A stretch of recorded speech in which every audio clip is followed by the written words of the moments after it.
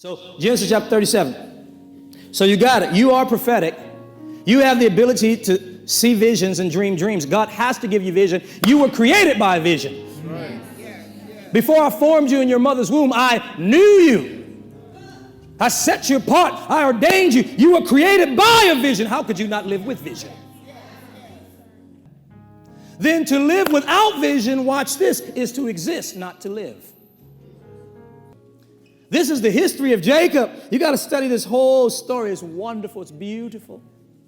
It's powerful. Joseph, being 17 years old, was feeding the flock with his brothers.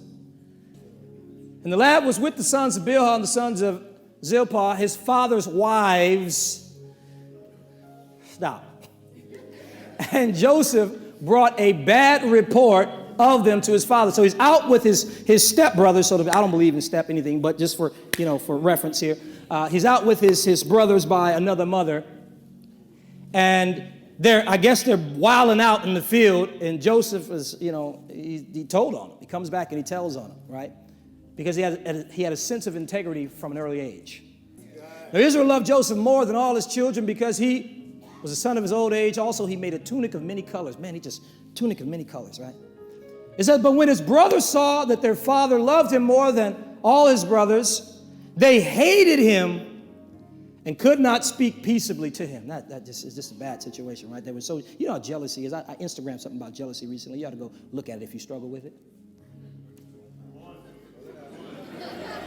But jealousy reveals an insecurity. That's all it is. If you're jealous of someone, what you are communicating to yourself is that there's an insecurity in you somewhere that's gone unchecked. So allow the jealousy actually to move you toward a healing.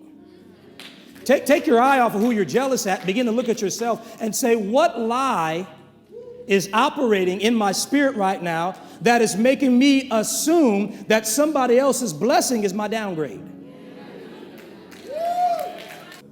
Now, Joseph had a dream, and he told it to his brothers, and they hated him even more. It's crazy. So can't just imagine this scenario. The boy is already full of favor.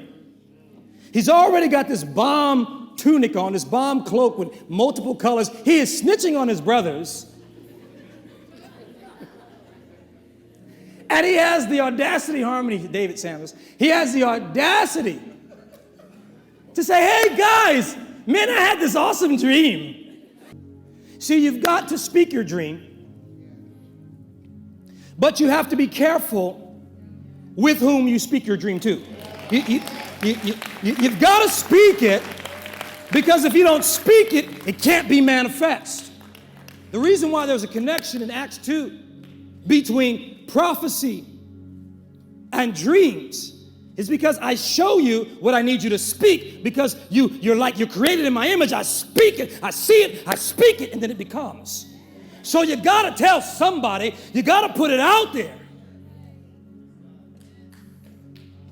But you have to be disciplined and prayerful about where you put it out there and to whom you allow to hear it. Because insecure people will hate you and your dream, and they will work tirelessly. Their vision will become trying to stop your vision. I feel God on that. What his brothers didn't realize was that his dream was not a demotion to them. His dream was their salvation.